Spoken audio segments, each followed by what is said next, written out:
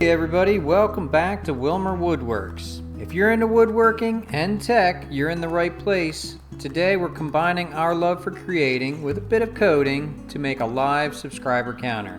It's going to be a fun project, so let's get started. My name is Steve, and this is Wilmer Woodworks.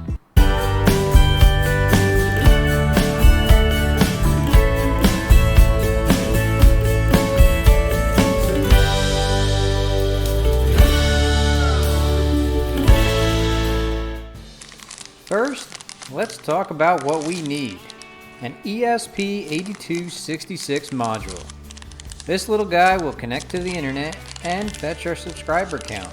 The ESP8266 is popular in the maker community due to its low cost and the ability to connect microcontrollers to the Wi-Fi network.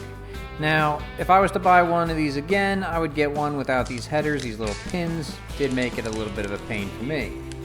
Next, we're going to need an 8-digit 7-segment display to show off the numbers proudly. I went with 8 instead of 4 just because I've got big dreams. These were in a 5-pack, but I'm sure I can find other projects for them. I will have links below. If they are affiliate links, I will get a kickback, and I do appreciate it. For a while now, I have wanted to add microcontrollers to a project, and I was thinking about this project for a while, so I watched some tutorials, I read some documents, everybody's saying, you know, just tweak this code and that code. It's very simple, straightforward, but that was far from the truth for me at least. It took many nights banging my head against the computer trying to figure out and tweak these tutorials until basically I just went back and started with the example libraries and modified those, and thankfully it did work. So I will be candid as I can, and this is my disclaimer: I'm not an expert. I am a tinker, a problem solver, doing the best with the tools at hand. So somehow it worked, and I'm excited to share the programming that I've got here. So this is the code I came up with. It's basically two different example libraries, the YouTube API along with the ESP8266 Wi-Fi. So when you're working with Arduino, you do need to include these libraries. If you do search to manage libraries on all the ones that are included here, and I will have links to all of this as well, they are easy to modify. So the other library you're going to need is the digital LED display, and that is what controls the LEDs. So here, down here, this is the pins. So you have 5, 0, and 4, which is actually on the board labeled D1, D2, and D3. And you'll have ground and power as well. Now here for the Wi-Fi, you have to put your Wi-Fi name, your Wi-Fi password. You will have to go out and get a YouTube API. So if you have a Google account, you can search create YouTube API. I think it's version 3. And they will put a quota of, I think, 10,000 checks in a day, which is no issue. And then you'll need your channel ID, which is not your channel name, it's your channel ID. You can find that when you do log into your account. And then this is the rest of the code that I used. And again, this is all from the example. I did not change much on that. And I will have a copy of this code available, so you can use this directly if you would like.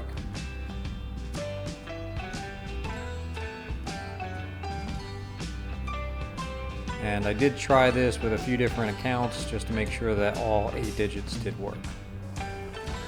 So to assembly. Again, like I said, I am not an expert at all, so please forgive my soldering attempts. Is a brand new soldering iron for me, and I do not solder ever. But there are a few pins on this digital display that I'm just using the jumper wires. I did put them temporarily in there, but it wasn't getting a good enough connection, so I just soldered those in place. Now on this board, there's only 5 pins that are needed to control all of these 8 digits. Those pins are DIN, D-I-N, clock, C-L-K, CS, which I've learned can also say load in some boards, ground, and power, or VCC, which is going to be your power. So after I was able to solder all of these pins in place without getting any terrible mix-ups or anything like that, I did trim these pins flush, because my thought is I'm going to push these through a board for a display, and I want it to be the best it could. So as for the display, I went to Michael's and found this Shadowbox. It wasn't on sale, unfortunately, but I think I did have a coupon. And then they had this inner piece of wood, which is perfect. So the glass I'm not going to use. I'm actually going to put a piece of wood. I'm going to engrave that on my laser engraver and then have this inset. So here I'm just taking a rough measurement so I can cut that box on my laser engraver. But before I do, I got some scrap and I just wanted to figure out the exact size for the hole for the LED display, because that is going to be the only piece of electronics that is pushing through the board. So I basically just did two pieces. The first piece has my logo and a cutout, and the second piece is just a cutout, and that will be painted for the YouTube logo. I did have everything temporarily on a breadboard, but unfortunately this Shadowbox was not deep enough to accept the breadboard, so I had to rethink things. I had to remove it from the breadboard and solder directly to the pins on the headers of the microcontroller. So next time if I get another microcontroller, I'm going to get one that doesn't have the header boards. And here I'm just writing down where the pins are on the breadboard, so I know exactly where to solder them without issue.